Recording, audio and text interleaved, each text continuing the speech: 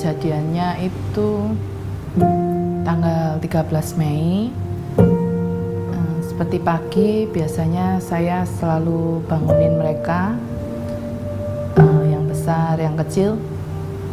Seperti biasa, ya ada males-malesnya dikit kalau yang besar masih ngantuk atau apa, tapi tetap saya banguni. Kalau yang kecil semangat banget biasanya. Kemudian mereka bangun, mereka mandi, sarapan.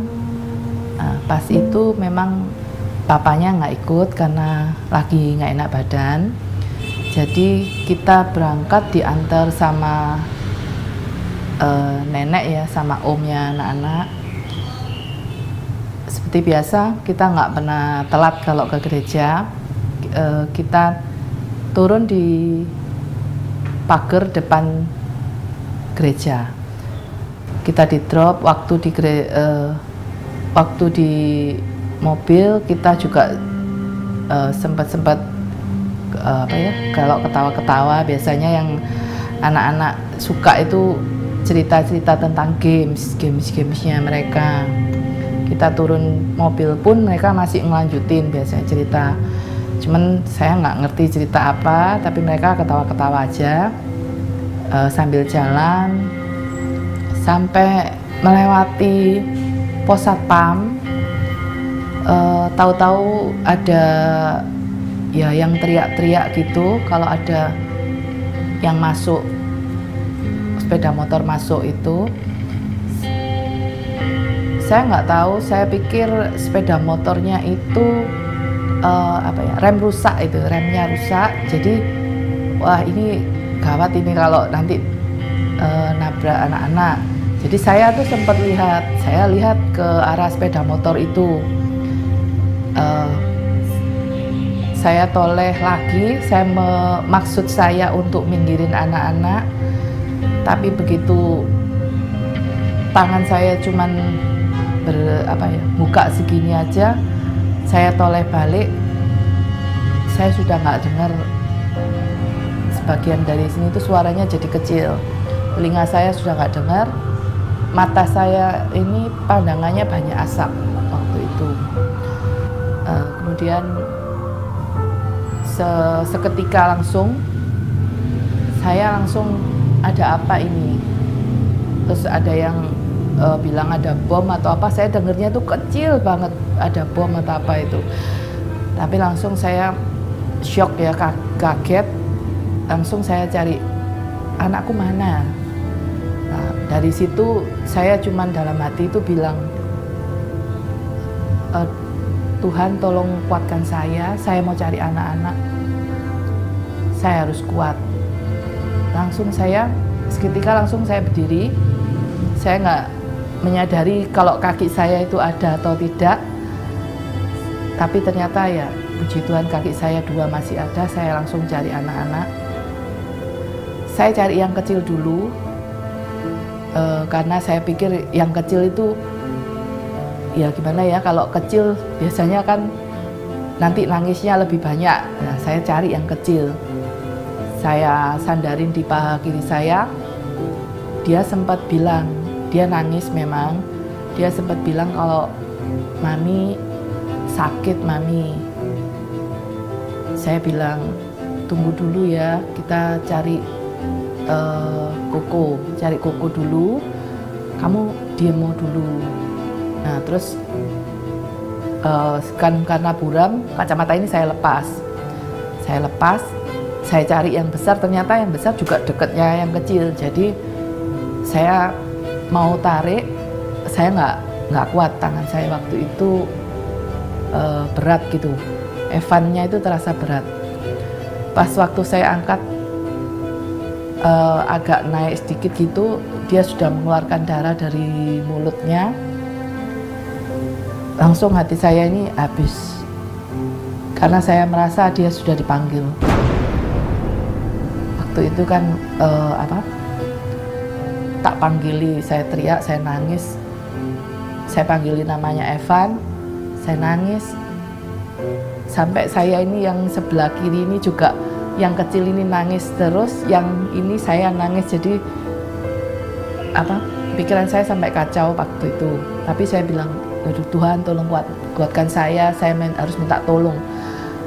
Saya sampai pegang handphone saya sempat cari handphone saya itu, karena saya mau minta tolong, tapi berhubung nggak kelihatan, saya taruh lagi ya handphone saya. Waktu itu omnya terus langsung turun datang itu, dia kaget juga. Terus saya panggil, antara kelihatan sama nggak kelihatan karena saya nggak pakai kacamata, tapi saya tahu kalau itu dia. Jadi saya panggil, saya suruh angkat yang besar, saya suruh angkat yang Evan. Kemudian yang kecil ini saya mau gendong sendiri kok ya nggak kuat. Ternyata ada Bapak Satpam itu yang datang, dia mau bantu. Bu, saya gendong aja yang ini, saya gendong anak ibu. Terus begitu saya bilang, tolong ya Pak gendong, Bapak tolong ikut sama omnya itu biar dibawa cepat. Waktu omnya ini juga bingung, omnya harus apa ini, harus dibawa kemana.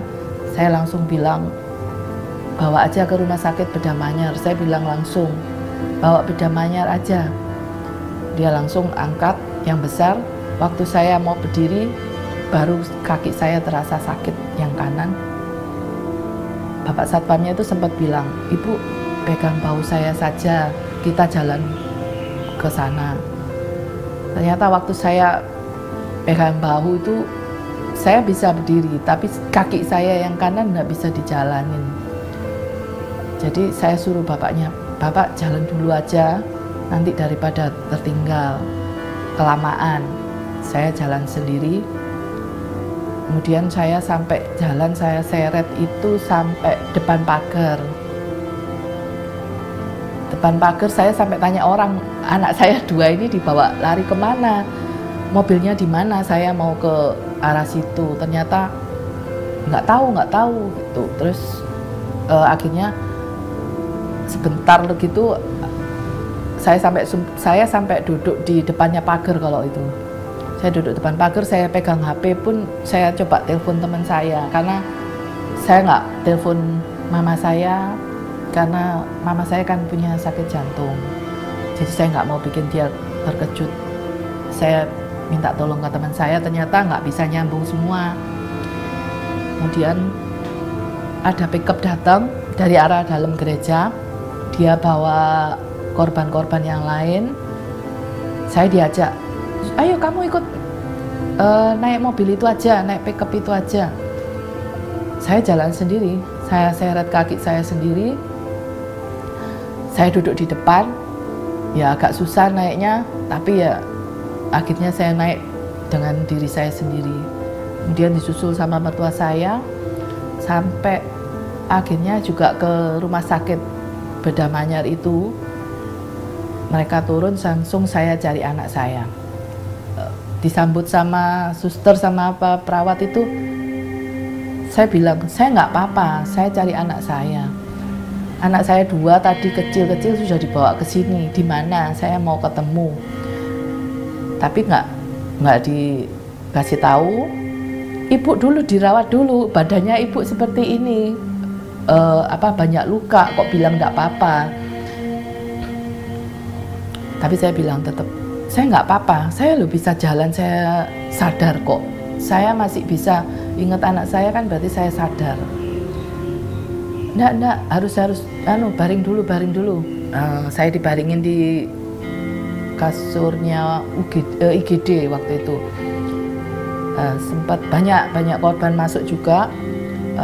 Terus saya tetap cari anak saya cari yang besar, saya cari yang kecil juga. Sampai pada saat itu saya coba langsung telepon lagi. Baru itu saya telepon ke teman saya, setelah teman saya baru telepon ke mama saya. Saya putus asa karena enggak diketemukan sama anak-anak. Jadi saya minta tolong, suruh mereka yang cari anak-anak. Saya telepon mama saya juga, saya bilang kalau Evan nggak ada Ma, gitu. Ke teman saya juga, kamu datang ke sini. tolong cari ono anakku, aku nggak ketemu sama anak-anakku. Dia tanya kenapa, saya bilang kamu pokoknya datang mau sini dulu, bantuin saya. Akhirnya itu ada, saya sampai sempat pegang HP di WA sama di grup-grup itu, banyak teman yang datang bantu saya gitu waktu itu. Nah sempat tetap nggak dikasih tahu, yang Evan kemana itu tetap nggak dikasih tahu, sampai saya melihat sendiri yang kecil itu ditaruh di 2 bed sebelah kiri saya. Saya lihat dia kakinya diangkat ke atas, kasurnya diberdirikan ke atas gitu. Posisi dia melihat ke saya tapi mukanya sudah pucat, kesakitan. Saya tahu kesakitan itu pasti. Tapi terus akhirnya sama suster tuh ditutup, kerainya itu ditutup. Saya bilang ke perawatnya, anak saya itu kenapa? Saya mau turun, saya mau ke sana aja. Sama perawat itu, ya enggak bisa, ibu aja terluka, ibu duduk di sini dulu, diam dulu, pokoknya nanti tunggu sebentar, nanti dirawat. Kemudian perawatnya itu merawat saya, terus bersihin luka saya. Terus ada dokter yang datang dan bilang kalau saya ini harus cepat dioperasi karena banyak sobekan sama banyak serpian yang kecil-kecil, sama di perut ternyata ada sobek juga. Baru itu saya tahu kalau saya ini ternyata luka parah. Baru itu saya tahu kalau banyak sobekan di kaki di mana saya. Saya cuma merasa sakit di kaki kanan saya saja. Dok, saya lo enggak apa-apa, saya mau ketemu anak-anak. Lo enggak apa-apa gimana, wong ibu banyak luka. Enggak, cuma kaki kanan saya saja yang sakit kok, saya mau ketemu. Tunggu ya Bu, tunggu, sabar. Sama saudara saya datang, teman saya, semua saya suruh cari yang Evan. Terutama saya suruh cari Evan karena saya belum lihat mukanya sama sekali. Kalau sama Nathan kan saya tahu di bed sebelah. Kalau Evan mana? Sampai pada saat itu kan yang ngasih tahu mertua saya itu masuk. Dia bilang, Evan tuh sudah nggak ada, Mi. Evan nggak ada. Terus saya bilang, saya nangis waktu itu. Iya, aku tahu nggak ada. Tapi mana anaknya? Ada di situ di dalam. Terus mertua saya itu keluar, teman saya itu masuk. Ya bilang dia yang sabar. Saya bilang, saya tahu dia nggak ada itu saat dia di gereja. Tapi kenapa kok saya nggak boleh lihat? Kenapa saya nggak boleh turun? Kan saya bisa lihat. Saya tahu kok kalau dia itu nggak ada. Dokternya masuk lagi. Tunggu Bu, anak ibu masih dirawat. Lah anaknya sudah nggak ada, apanya yang dirawat? Saya bilang gitu. Siapa bilang? Anaknya ibu masih di belakang kok, masih di belakang di kamar lain. Sempat dokternya itu bilang gitu. Saya biarin aja. Ternyata kan saya harus operasi. Ya udah, saya berangkat operasi itu. Saya naik ke operasi itu sebelumnya CT scan dulu atau apa, pokoknya agak lama. Jadi saya ini karena nyari Evan, saya kelupaan juga yang kecil. Saya cuma tanya, titip ya yang Nathan, tolong jagain kondisinya gimana, tolong info ke aku. Oh iya, ternyata waktu itu Nathan juga sempat koma, sempat dipompa juga dia, karena dia kehilangan nafasnya juga. Jadi sempat dia nggak ada, jadi dipompa lagi, kembali ada nafasnya, tapi sudah parah. Kemudian waktu saya masuk ruang operasi, untuk operasi yang pertama, saya sampai enggak, waktu masuk ruang operasi pertama itu saya tanya, loh saya ini loh enggak sakit apa-apa kok ya dioperasi, kan cuman kaki aja. Terus ada para dokternya itu ada yang ngomong kalau bentar lagi ada operasi lagi anak-anak. Nah saat itu saya langsung kaget. Anak-anak perasaan cuman di gereja anakku aja 2. Terus saya tanya, anak-anak siapa? Oh ada Bu, anak kecil. Terus saya tanya lagi, iya siapa anak kecil siapa? Apa bajunya merah? Oh iya bajunya merah, anak 8 tahun, dia bilang gitu. Terus saya bilang, loh itu kan Nathan, anakku, kenapa kok harus kakinya mau diapain? Iya mau diamputasi. Terus saya sudah panik, saya mau turun dari bednya operasi itu sampean. Terus akhirnya dokter biusnya itu bilang ke saya sendiri, dia cerita kenapa harus diamputasi dan saya harus tetap melanjutkan operasi kan, biar sama-sama sembuh. Kalau dokternya itu bilang kalau mau anak ibu sembuh mungkin ya pasti dokter tuh dikasih memberikan jalan yang terbaik. Jadi saya operasi. Setelah keluar operasi saya di ruang pemulihan. Waktu itu saya ditemani cuman sama saudara sepupu saya. Saya nggak tahu kemana semua, kok cuman tinggal sedikit. Setelah besoknya saya tetap menanyakan tentang Nathan, gimana kondisinya, gimana Nathan sekarang dirawat apa, di mana? Oh masih di ICU tapi nggak apa-apa, Nathan nggak apa-apa gitu. Kamu konsentrasi sembuh dulu, nanti kalau kamu sembuh kamu bisa lihat Nathan, bilang gitu. Terus aku bilang, anakku sudah diambil 1, aku nggak mau anakku satunya nggak ada juga. Aku bisa kok, aku sudah sembuh, aku bisa duduk. Nah, bilang gitu, belum, kamu baru operasi, kamu baru kemarin operasi. Terus habis itu ya udah, saya tunggu ya, tapi jangan ditinggal Nathan itu, aku bilang. Karena kalau Nathan sakit dia selalu cari saya. Nathan sakit itu nggak pernah mau sama yang lainnya kecuali sama saya. Oh ya tenang aja, mau kok, mau sama papa ya mau sama emak ya mau, bilang gitu. Tapi aku bilang nggak mau, dia itu nggak mau. Biasanya selalu cari aku. Dia itu sampai apa sih sekarang, kondisinya gimana? Terus nggak ada ya yang bilangnya ya cuman sebentar, masih dipantau dokter terus. Kamu sabar, kamu pokoknya diem aja. Kemudian sampai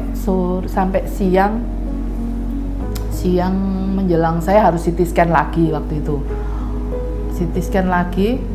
Setelah CT scan itu agak sore, terus banyak orang yang datang ke kamar saya, malah banyak orang. Saya bilang, loh kenapa kok semua kesini?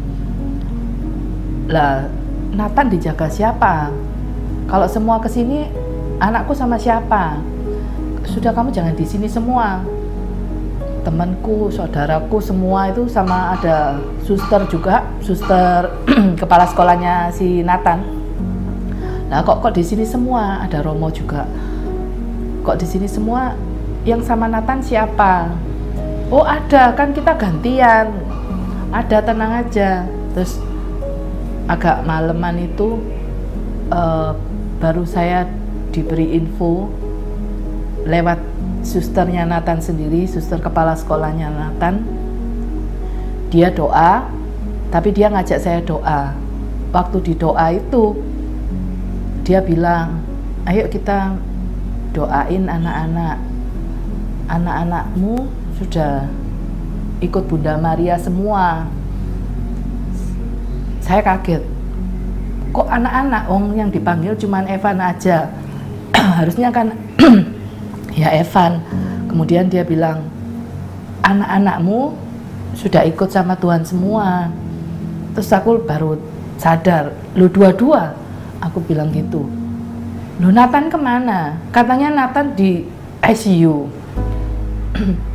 Terus suster bilang, kemarin sudah dipanggil juga. Jadi anakmu itu dua-dua ikut Tuhan tuh kemarin. Pada saat itu saya langsung shock, kaget juga, sama ya saya nangis. Saya nggak tahu isi kepala saya itu apa, pokoknya saya marah. Saya marah itu, saya ke semua yang datang itu saya bilang, kamu bohong sama saya, katamu Nathan nggak apa-apa, katamu dokter lagi ngobatin, kamu berarti bohong sama saya. Terus ada suamiku juga bilang, iya anak itu loh nggak ada, Titi itu sudah nggak ada, kamu sing kuat. Terus saya marah juga ke dia, saya nggak mau ngomong sama kamu, sama adik saya juga saya nggak mau ngomong karena kamu sudah bohong sama saya. Kamu bilang kemarin kamu mau jagain, kok sampai kehilangan? Saya bilang gitu. Kamu kemarin jagain semua, makanya kok nggak mau jagain? Kan aku sudah bilang kalau anak itu nggak boleh ditinggal. Kalau anak itu ditinggal dia akan merasa sendirian. Nggak ada yang ninggal, nggak ada yang mau ninggal, nggak ada juga. Dia memang dipanggil sama Tuhan.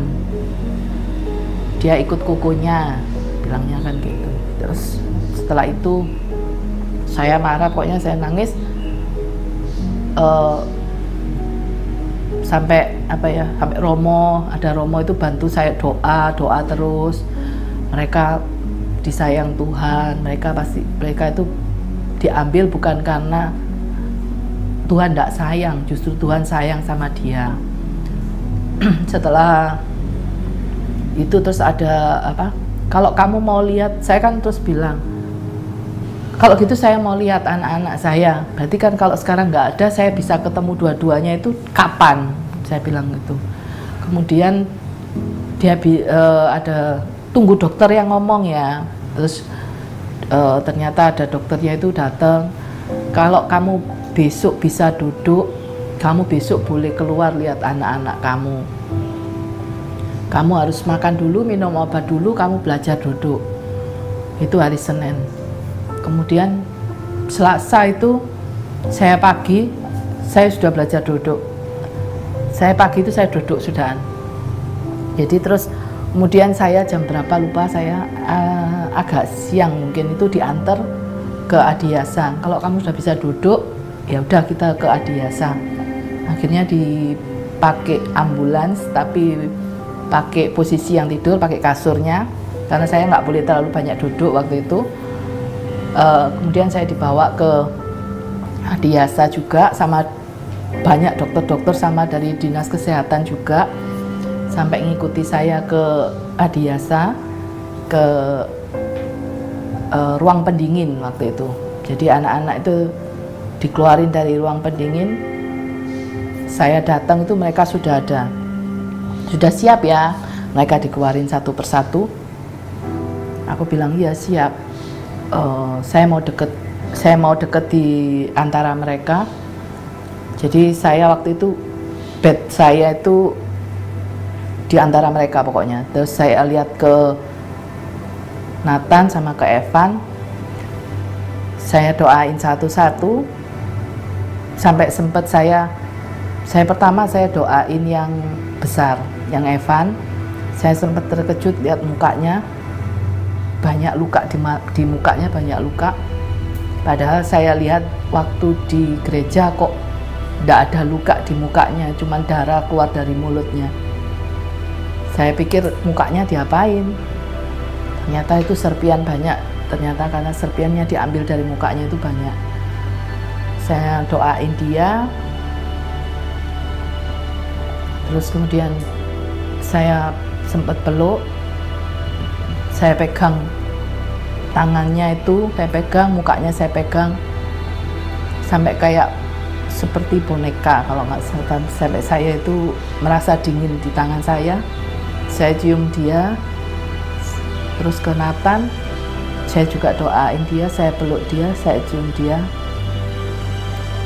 Besoknya itu saya datang lagi, waktu masuk penutupan peti itu pagi-pagi saya sudah ke sana, sama naik ambulans, sama didampingi banyak ada dokter, ada perawat.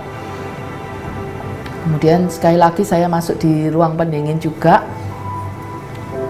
saya doain lagi, saya peluk mereka lagi, dan saya beri tanda salib juga di dahi mereka masing-masing. Saya gandeng tangannya dua-dua, dalam hati, dalam hati saya berdoa. Kemudian saya bilang ke yang adiknya, kamu jangan nakal lagi, kamu harus nurut sama Koko. Kalian harus berdua jalan gandengan tangan ke rumah Tuhan. Jadi saya doain, saya pegang tangan mereka, saya serahin mereka ke Tuhan. Saya bilang, Tuhan, saya serahkan anak saya dua ke dalam tanganmu, ke rumahmu. Gandenglah mereka sampai ke rumahmu. Kemudian saya selesai doa, mereka dibawa. Saya milih-milih saya disuruh milih mainan, baju-baju kesukaan.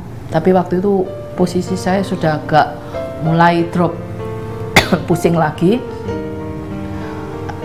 karena panas juga. Terus saya pilih sebagian aja sampai ke mainan-mainan itu, bajunya juga sebagian. Terus saya lihat sampai prosesi tutup peti itu sampai selesai. Sampai ada doanya juga saya ikuti sampai selesai. Setelah selesai situ, saya harus pulang lebih dulu karena saya harus operasi yang kedua. Dari operasi yang kedua, Kamis saya nggak boleh ke Adiasa karena masih pemulihan. Saya Jumat, saya ke Adiasa lagi, saya berdoa lagi di depan peti mereka. Saya sebentar aja, nggak boleh lama-lama. Pokoknya kalau saya mau ke sana, saya dikasih jam. Saya sampai hari Jumat, Sabtu, sampai hari Minggu saya tetap mendampingi mereka. Hari Minggu itu saya ikut proses pemakaman sampai selesai, sampai menabur bunga sampai selesai. Akhirnya mereka hari Minggu tanggal 20 Mei mereka dimakamkan di Sukorejo itu.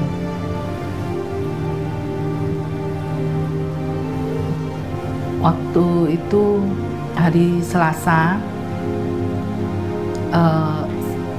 saya dengan waktu sore-sore hari kalau nggak salah itu, setelah dari Adiasa itu, saya sore hari itu ada Romo Kurdo, Romo paroki gereja saya itu datang. Dia awalnya cuman ya mendoakan saya, terus dia bilang besok saya ada di Adiasa, besok saya yang mimpin tutup peti, dia bilang gitu. Terus dari hati saya ini saya bilang, Romo, saya mau bilang. Ya, yuk bilang apa? Romo, kemarin Minggu, Senin, saya nggak bisa memaafin mereka yang ngebom. Tapi puji Tuhan hari ini, hari Selasa ini, saat ini, saya bisa maafin mereka. Saya mengampuni mereka, Romo. Saya mengampuni yang ngebom. Saya tidak menyalahkan mereka. Saya juga tidak mau mendenda mereka. Romo sangat senang, Romo sangat terharu. Ada waktu itu dia suka sampai nggak bisa berkata-kata, tapi dia bilang aku hebat gitu, maksudnya bisa mengampuni.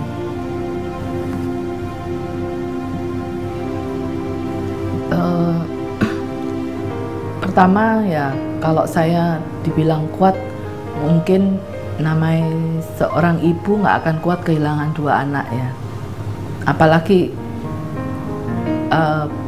hari yang sama kehilangan langsung dua-dua. Itu mungkin seorang ibu biasa yang nggak akan kuat, tapi melalui kekuatan Tuhan saya bisa kuat. Dan juga kekuatan Tuhan itu diberikan melalui anak-anak saya juga. Saya punya kekuatan karena ya demi anak-anak semua. Saya nggak boleh sedih, saya harus sehat, saya harus kuat. Itu karena keinginannya mereka dari semasa hidupnya. Anak saya dua-dua tidak pernah mau maminya kalau sedih, nangis gitu. Mereka berdua tidak senang. Mereka maunya itu mami harus senang. Mami tidak boleh nangis, apalagi yang kecil ya. Yang kecil itu lebih dewasa. Kalau ngomong itu seperti orang dewasa. Dia bilang, Mami harus sehat, Mami tidak boleh nangis. Kalau misalnya Titi nakal, Mami ngomong aja, nanti Titi dengerin. Pokoknya Mami tidak boleh nangis. Nanti kalau Mami nangis, Titi sedih. Kalau dari kejadian ini, memang bawa duka yang dalam ya. Yang kalau memang duka itu nggak bisa digambarin. Cuman banyak kebaikan Tuhan yang terjadi. Yang pertama, kebaikan Tuhan itu ada waktu di gereja. Waktu saya bisa berdiri dengan kaki saya sendiri itu suatu mujizat. Saya hidup, saya diberi sekali lagi kesempatan sama Tuhan untuk hidup. Itu yang pertama saya rasakan. Yang keduanya itu waktu saya menemukan mereka, meskipun mereka ini dipanggil sama Tuhan, tapi badan mereka utuh semua. Itu suatu hal yang sangat-sangat saya syukuri banget. Karena Tuhan tahu kekuatan saya ya, sampai semana kekuatan manusia, batas kekuatan manusia itu pasti Dia tahu. Karena saya nggak mungkin mampu untuk melihat anak saya yang kehilangan salah satu anggota badannya. Tapi Tuhan beri saya kekuatan ya di situ, kebaikan Tuhan, kasih sayangnya. Dia cukup mengambil, tapi Dia mengambilnya utuh. Dia memberi utuh, Dia mengambil utuh. Terus kemudian luka-luka saya, meskipun saya dekat sama yang bawa bom, tapi saya selamatnya juga, luka-luka saya nggak begitu parah dibandingkan yang lebih jauh dari saya. Yang lebih jauh dari saya sampai ada kakinya yang masih dipen, sampai sekarang pun masih belum bisa jalan normal. Sedangkan saya diberi kekuatan sampai sekarang ini saya bisa sembuh lebih cepat dari perkiraan dokter. Kemudian saya juga diberi kesempatan sama Tuhan untuk ketemu anak-anak, meskipun terakhir kali, meskipun posisi mereka sudah nggak ada, tapi saya bisa doain, saya bisa numpang tangan saya gandeng mereka, saya juga bisa memberikan tanda salib kemenangan Tuhan Yesus di dahi mereka. Itu suatu hal yang juga nggak bisa diungkapkan. Baiknya Tuhan tuh terlalu banyak, sama yang saya bisa mengampuni para pengebom dan semuanya itu kan nggak akan mungkin terjadi kalau tanpa kebaikan Tuhan. Jadi saya selalu percaya, saya nggak percaya Tuhan. Saya yakin meskipun kita manusia ini selalu mengharapkan banyak hal yang baik,